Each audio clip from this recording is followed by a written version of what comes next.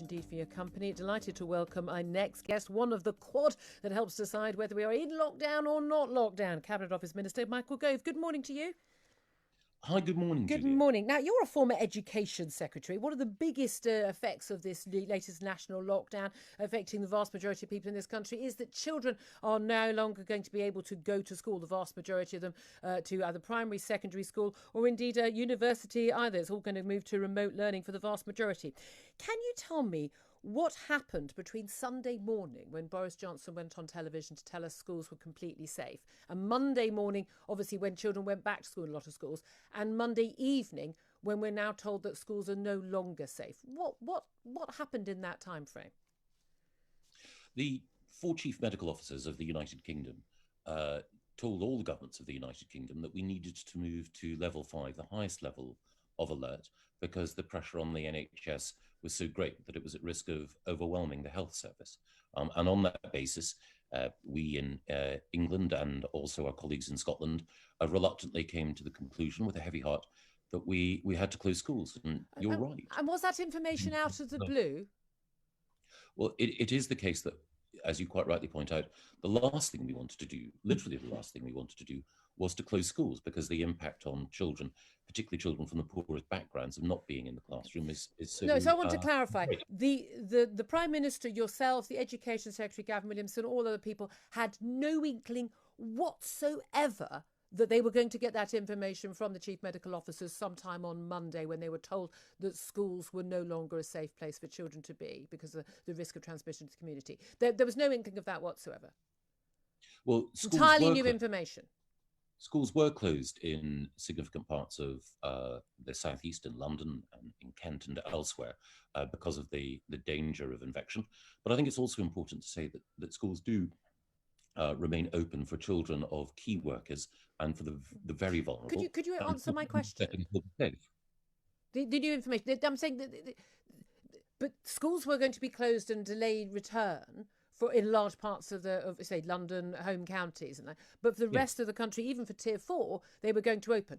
And the new information that was received by the Prime Minister at some point on Monday was completely new information that was a game changer in terms of millions of children getting a full education at school. What was that information, and was it completely new? Yes. It was completely new. Yes. Where was that? What was the data that was presented that said that it's no longer safe? It was on Sunday morning and it was on Monday morning, but it's no longer safe. What was the new data? What was the change? Was it an infection rate change? Was it hospitalisation? Was it deaths? What was the new data that meant that schools were suddenly no longer safe across the entire country? Well, the judgment was that we needed to do everything possible in order to reduce the rate of infection. It is the case, of course, that schools are safe for the teachers who continue to work in them and for the students who need to be there. But it is the case that we need to do everything possible in order to reduce the reinfection rate and the inevitable mingling that occurs in school settings when you have all year groups in place does increase the risk of infection, as we saw in Kent. Okay. We have a situation where you, in your former Education Secretary, you have spent so many years as Education Secretary, and you know I was a very big fan of your work, what you did in terms of tackling inequality, improving standards. Are you happy with, are you content that the decision to close schools right now, given all of what we learned about what happened in terms of 4.3 million children in the first lockdown, getting, to all intents and purposes, no education worth speaking of for months on end, and we're now looking at 6 weeks minimum, probably a few more months of schools being closed. Are you content that all of the work you did to tackle inequality, to raise standards, that's all going to be undone in just 1 year? It's heartbreaking. That's why we wanted to keep schools open for as long as possible. It's the best way of making sure that children from every background have the opportunities that they deserve. We will be doing everything we can in order to ensure that teachers are supported to provide remote learning. We want schools to come back as quickly as possible. But you're right. It is a very, very difficult situation. And you're also bang on that the children who suffer most are those from the poorest backgrounds. And yet that's the decision that's been made. So we're going to basically sacrifice the education, the future, and indeed future health and prosperity of millions of children to save people who are dying of COVID. Now, we know that 86% of deaths are in the over 70s.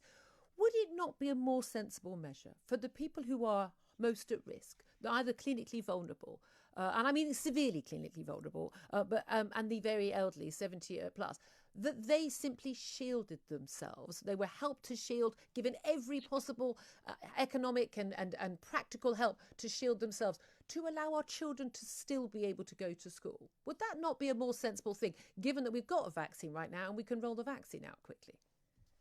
Well, we're doing everything we can to roll the vaccine out as quickly as possible, precisely so the people that you mentioned, the most vulnerable, can be protected and inoculated, and so that we can get children back in school. Okay, we're talking about the vaccine rollout. 2 million a week, 13.9 million by mid-February. 86% of deaths have been in the over 70s. Once the over 70s have been vaccinated, give it another 3 weeks. Basically, we're going to see far, far, far safer scenario for everyone in the country and far, far lower death rate. At that point, so that would be early March. At that point, all restrictions can cease, can't they? Well, we'll look at which restrictions we can lift when. We want to be able to lift as many as possible as early as possible, but we do need to be guided by the continuing rate of infection and also by, as you quite rightly point out, the number of people whom we have protected. Okay. Why can't all restrictions on other people's daily lives, including children working, going to school, people going to work, people going to pubs, restaurants, and seeing other households alike, why can all restrictions not be ended once we've got all over 70s who want to have the vaccine vaccinated? Well, the disease can cause real suffering and indeed death in people across the age range. It can. But wait a second, if 86% of those who die are no longer at very high risk of dying at all because they've had the vaccine, 90% protection, why wouldn't we end all restrictions at that point? That we are then down to such a low risk of death. What is the acceptable level of deaths from coronavirus that means we get our freedoms back and our children get their education back? We want to make sure that as many people as possible are as safe as possible. And the quicker we can vaccinate people, the more freedoms that we can. Right. So, okay. Now, let's get to a number then. Let's get to a number. We're never going to have 100% safety. I mean, even with the flu jab, we don't have 100% safety from flu, do we? And coronavirus, we know, is more deadly than flu.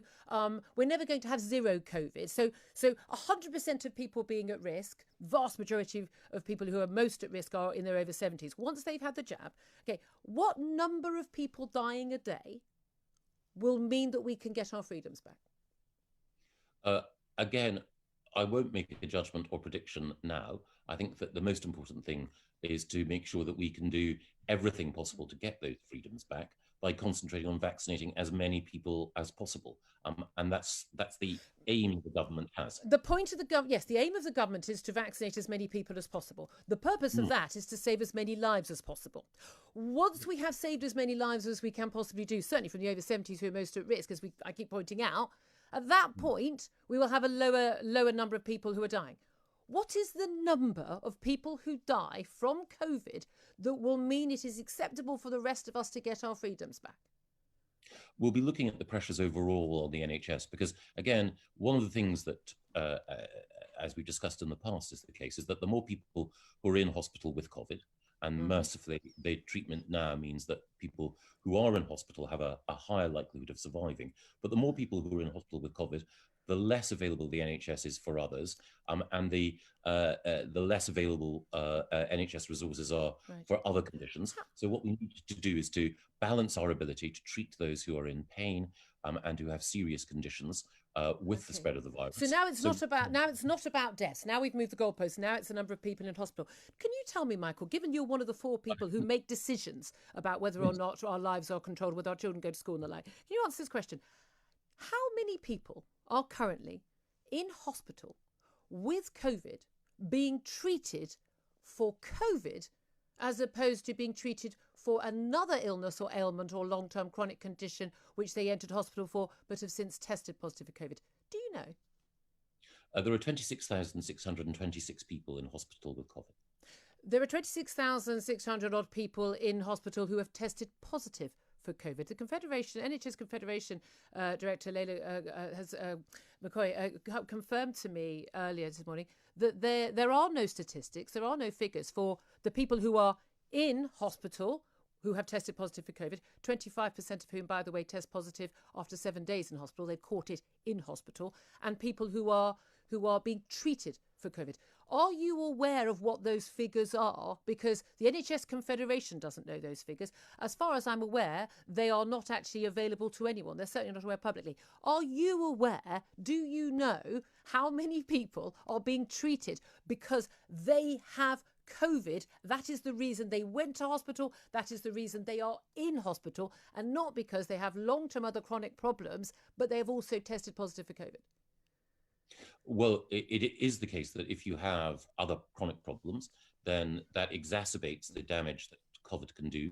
There are 9,000 people who were admitted to hospital since December the 25th, since Christmas Day. Yeah. So the number of people being admitted is increasing all the time, and that's why action needs to be taken. Okay, I mean, the number of people who were admitted to hospitals in the week from Christmas Day went up by 41% across England. It also fell by a pretty similar number in the 5 days to Christmas Day because, of course, hospitals send people home ahead of Christmas. So should we trust those figures? Yes. Even though they went down and then they went up again, and we're only told about the figures going up but not the figures going down in advance. Well, manifestly, those figures are published, so you've just shared them. Yeah, it's interesting they're not being shared about. Just finally, I just want to ask you, do you think people in a free democratic country should be allowed to debate government policy, should be allowed to question whether or not there should be lockdowns, whether that response is proportionate, and discuss the relative threats of different viruses? And do you think we should be allowed a free and full debate on that without censorship by, say, for instance, big tech? Yes. Are you confident that that's happening right now? I hope so. And do you think that any action should be taken by the government if it isn't happening, or if there is censorship? Well, I don't believe in censorship, and we have a free and fair press, and we have commentators and interviewers of distinction who do criticise the government's position, from Lord Sumption, the former Supreme Court judge, to Peter Hitchens, the distinguished Mail on Sunday columnist, and others. And long may it remain so. And I respectfully disagree with them, but I think it's important that their voices are heard and that debate takes place. Do you think it's dangerous or that people have blood on their hands if they ask questions? No, I think it's absolutely right that people should ask questions. Good to know. We should pass that information on. Michael Gove, I so appreciate you joining us. Cabinet Office Minister Michael Gove, really appreciate that. 9:02 is the time. I'm going to